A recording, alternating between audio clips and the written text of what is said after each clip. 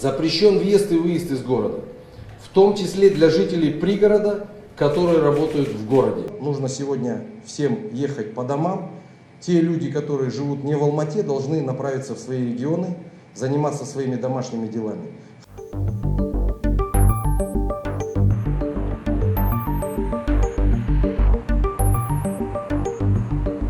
Арнайы бекеттердің құрамына полиция қызметкерлерінен бөлек әскери сарбаздар да жұмылдырылатын болады. Бірінші 2 күннің ішінде мүмкін қандай да бір қиындықтар, түсініспеушіліктер туындауы мүмкін. Анықтама қағаздары, қандай да бір басқа да өздігінен жасалатын құжаттардың заң күші жоқ. Сондықтан бұндай қағаздарға қарамастан азаматтар жіберілмейді.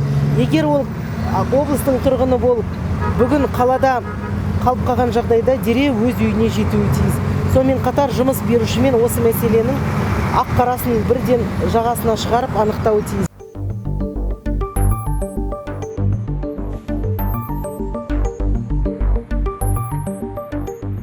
Осындай оқыс жағдай және карантин кезінде билік өкілдерінің талаптарына бағынбайтын азаматтар әкімшілік және қылмыстық кодекстің нормалары бойынша жауапкершілікке тартылады.